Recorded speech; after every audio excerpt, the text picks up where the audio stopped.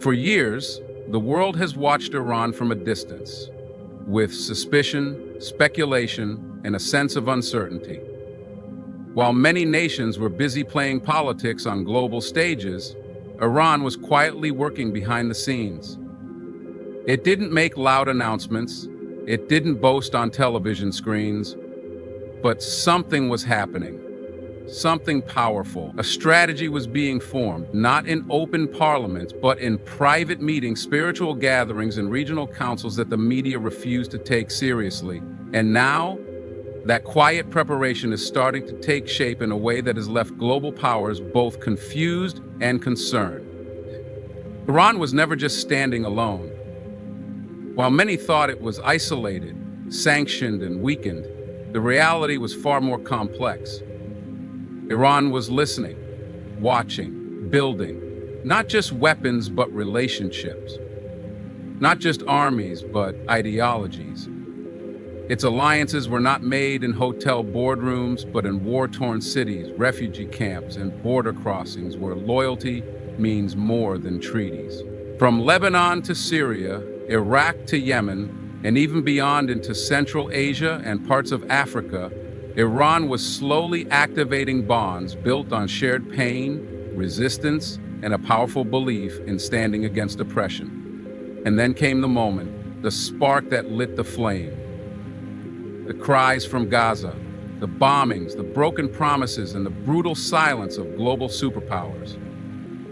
Suddenly, Iran's voice grew louder, but not through politicians or spokespeople. It was through movement. Mobilization, coordination, from its elite military wings to grassroots resistance movements, from secret intelligence briefings to open declarations of unity.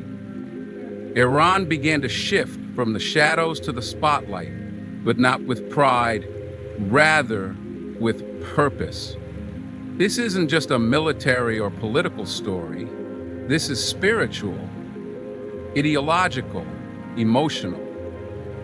Iran has long positioned itself as a protector of the oppressed, particularly in the Muslim world. Whether one agrees with it or not, there's no denying the emotional weight of its message. That no injustice will go unchallenged. And now, with the world distracted, divided, and drowning in media confusion, Iran's quiet alliances are rising, not just to defend, but to define what the next global chapter might look like. It's not just Iran that has changed. The entire world is shifting. Old alliances are crumbling.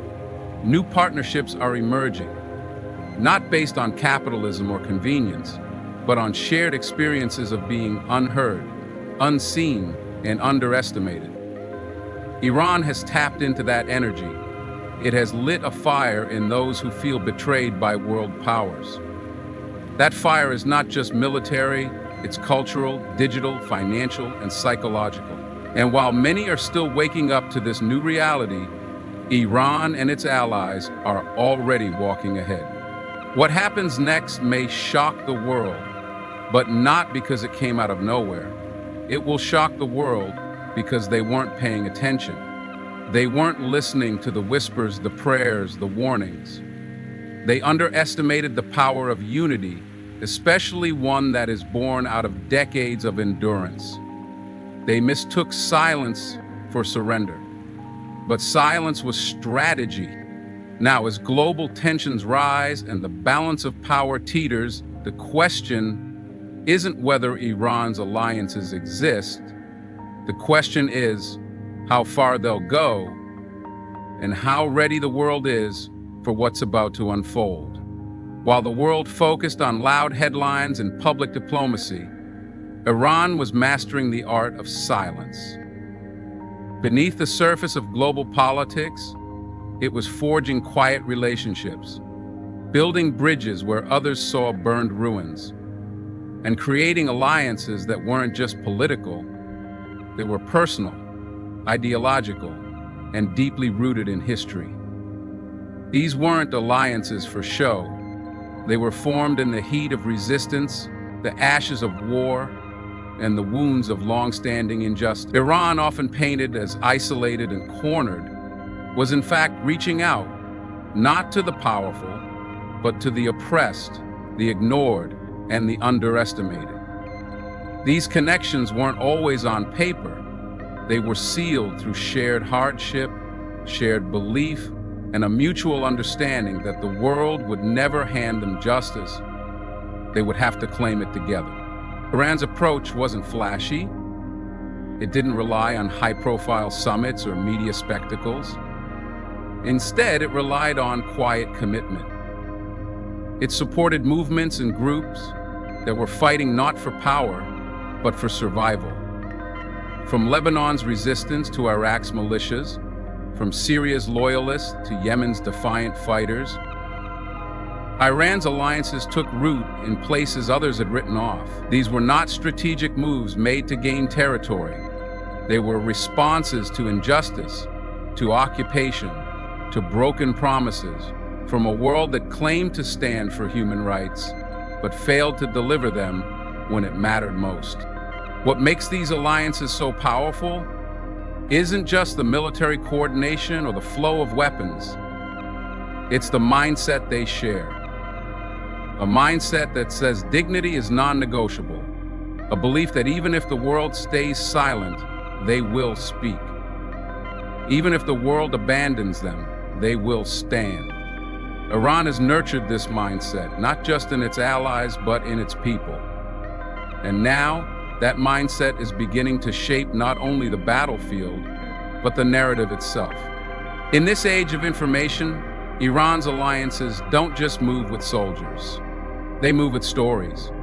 Stories of resilience, faith, and defiance. And as those stories spread, as the voices of the ignored grow louder, the world begins to realize that what they thought was isolation was actually preparation. Iran wasn't silent because it was weak. It was silent because it was watching and waiting for the moment to ride. While many countries built alliances based on trade agreements and political convenience, Iran was building something far deeper, a coalition of resistance. This wasn't about short-term gain or diplomatic applause. It was about forming a network of groups and nations that had one thing in common, a shared experience of injustice.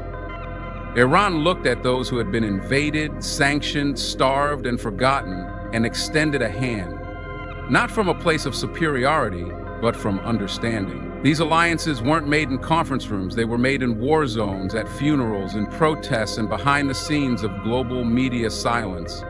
And now that network is more alive than ever, activated not just by politics, but by pain.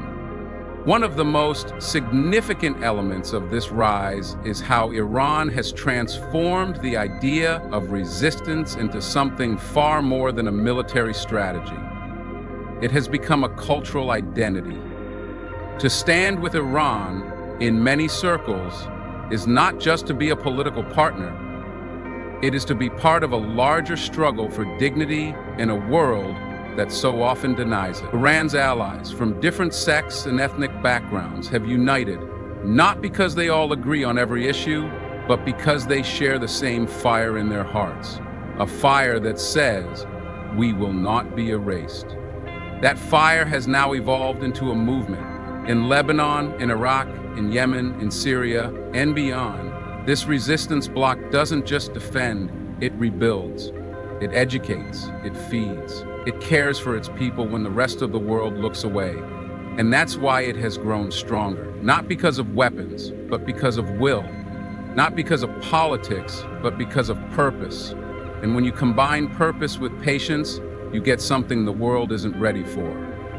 Unstoppable unity. This is the power that Iran has helped nurture. A movement that is rising. Not because it was told to, but because it was pushed to the edge for too long. And now, as the world watches in surprise, those alliances are no longer hidden. They are active, determined, and ready for what comes next.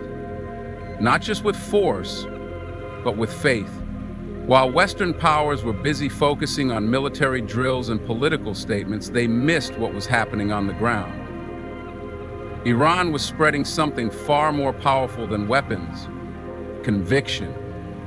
This wasn't about creating chaos, it was about building a system where unity, belief, and resistance merged into one. As images of suffering flooded out of Palestine, Lebanon, Syria, and Yemen, Iran saw not weakness, but opportunity, not for control, but for connection. It reached out to those whose voices had been silenced and gave them something the world refused to give: attention, backing, and the belief that they mattered. In return, Iran earned something stronger than any signed treaty: loyalty. That loyalty wasn't blind, it was built on years of action. While other nations gave speeches, Iran gave supplies. While others promised peace, Iran stood beside the wounded. While global leaders debated who was right or wrong, Iran was already on the ground offering support. That's why its alliances weren't just political, they were emotional. And when something becomes emotional, it becomes powerful in a way politics can't control. These weren't followers, they were brothers in struggle. Iran's message resonated in their hearts, not just because it was strategic, but because it was sincere. Now those alliances have begun to move, not recklessly, but with precision. They're more than just militaries. They're media voices, social movements, and symbols of pride in regions that have long been painted as powerless. Iran has helped change that narrative. It didn't do it with billion-dollar campaigns. It did it by standing with those no one else would. And now, those same groups stand with Iran. Not out of obligation, but out of gratitude. This is why the world is being caught off guard. Because what's rising isn't just a coalition, it's a cause. One that doesn't ask permission to exist. One that doesn't beg to be heard.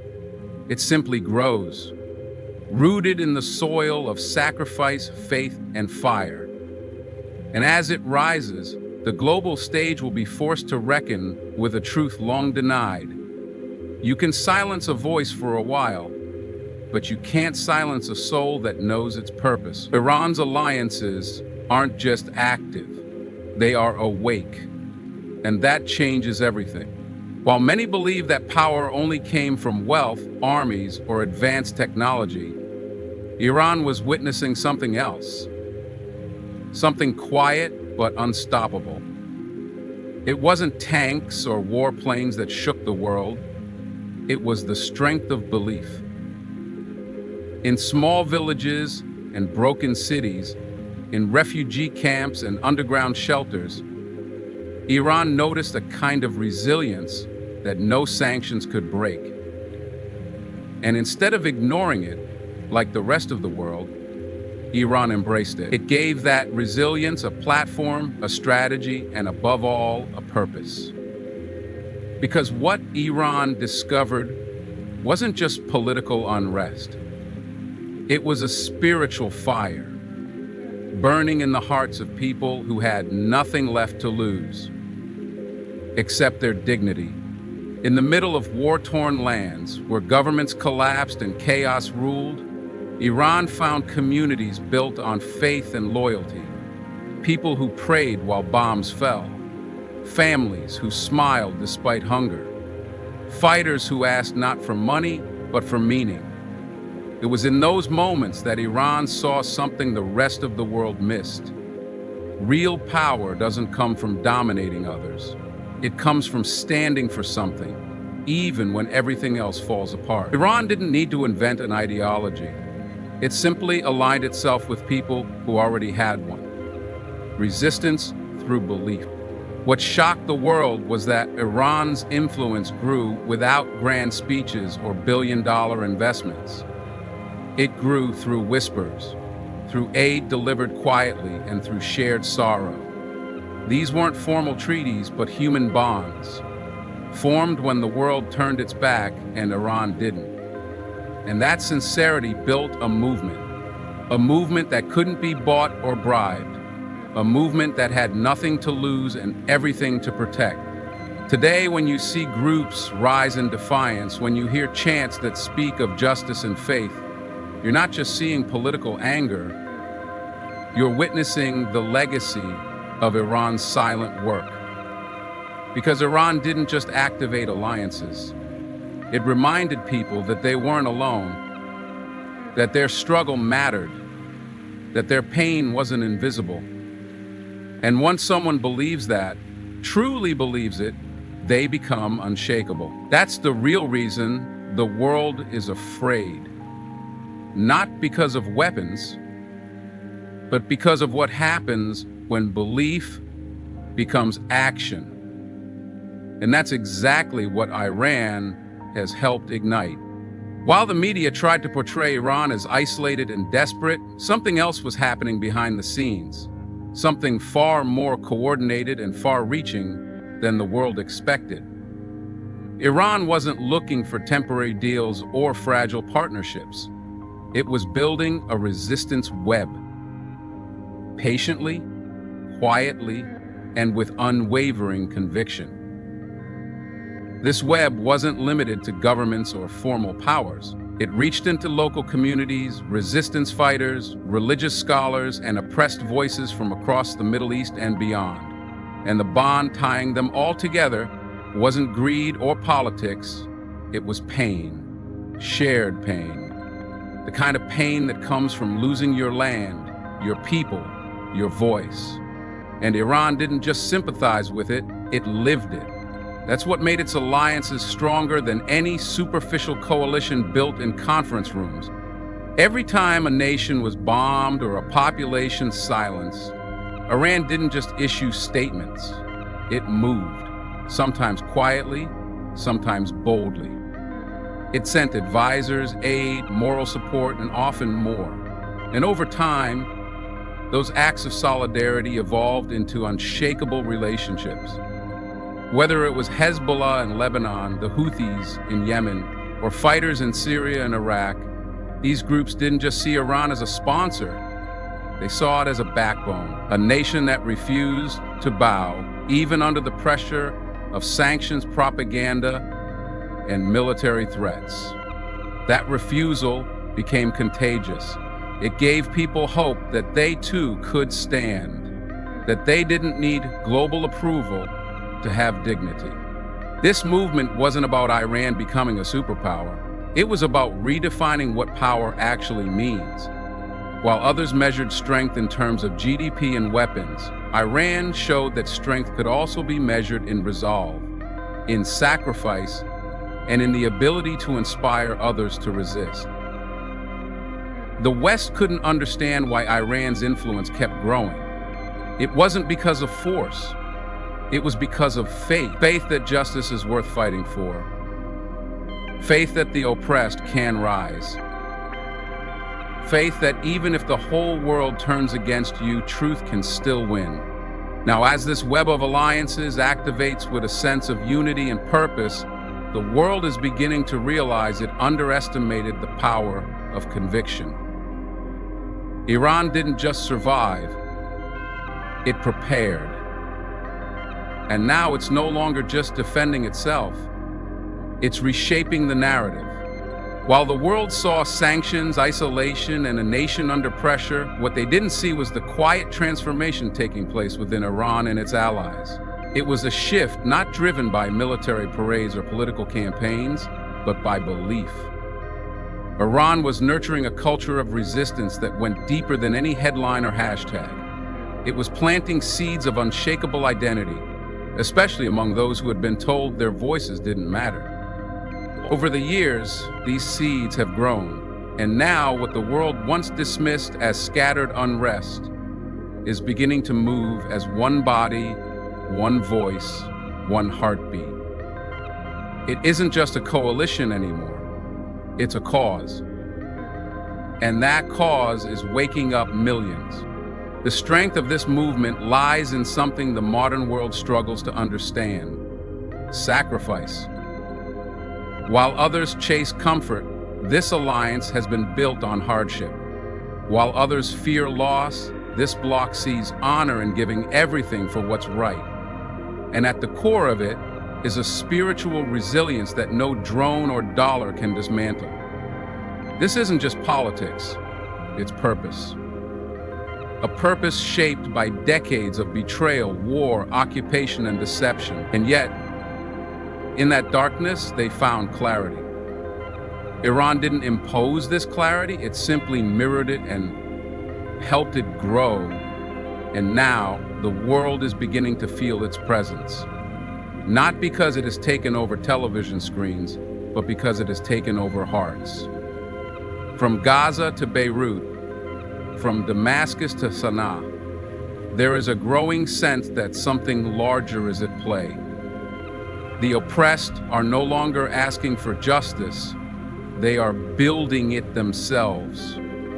The ignored are no longer waiting to be heard, they're speaking louder than ever before. Iran's role, to stand behind them, not as a ruler, but as a witness, a supporter, and a fellow survivor of a world that punishes truth. What happens next may shock the world, but it won't shock those who have been paying attention. Because for them, this awakening didn't happen overnight. It's been years in the making. And now that it's here, it cannot be stopped.